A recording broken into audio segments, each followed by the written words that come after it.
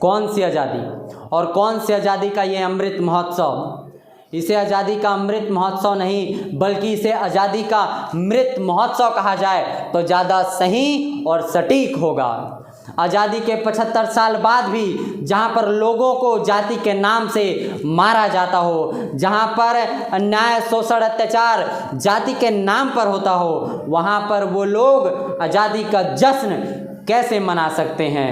जिस देश में बाबा साहब अम्बेडकर द्वारा लिखित संविधान हो कि उसमें ये बात लिखी गई हो कि जाति, धर्म, भाषा, रंग, इन सब के नाम पर किसी के साथ भेदभाव, छुआछूत नहीं होगा, मगर उसी देश में हर दिन प्रतिदिन जाति की घटनाएं आपके सामने हैं। अभी की जो घटनाएं हैं वो राजस्थान की है, जहां पर एक द्रोणाचार्य शिक्षक ने, जिसका नाम छैल सिंह राजपूत था, उसने महज अपनी जातिवादी मानसिकता की वजह से महज 9 साल के एक बच्चे को मटके से पानी पीने की वजह से उसे इतना बेरहमी से पीटा कि उस बच्चे ने अपने प्राण त्याग दिए।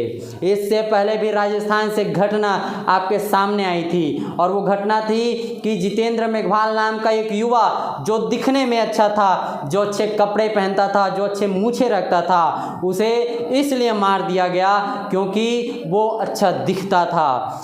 साथियों, ऐसी तमाम घटनाएं हम लोगों के सामने आती है, बस आप अपनी आँख और कान को बंद किए हुए हैं, इसलिए आपको ऐसी घटनाएं सुनने देखने को नहीं मिलता।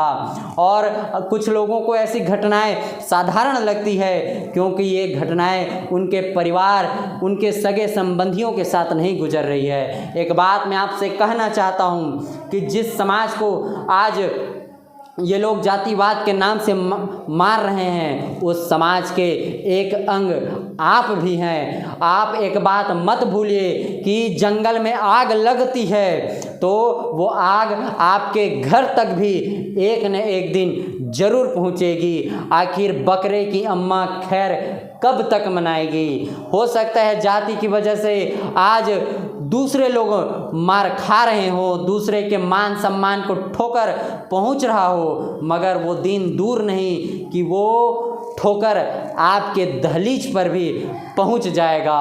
हमारे लोगों के साथ जीते जी तो जातिवाद छोड़ती नहीं है, मगर मरने के बाद भी हमारे लोगों को जातिवाद नहीं छोड़ती है। इसी छत्तीसगढ़ में एक ऐसी घटना सामने आई जहां पर शमशान में ही इस बात का विरोध हुआ कि जाति की वजह से उसे जलाने नहीं दिया गया, जो कांग्रेस की सरकार है। इसी तरह से इससे पहले जिस राजस्थान में कन्हैया लाल का हत्या हुआ था, उसको सरकार ने मुआवजे के रूप में 50 लाख रुपए और उनके परिवार को 2 लोगों को 2 नौकरियां दी, मगर जिस बच्चे की, मासूम बच्चे की मृत्यु हुई, सरकार ने उसके मुआवजे के लिए महज 5 लाख रुपए का ही मुआवजा दिया।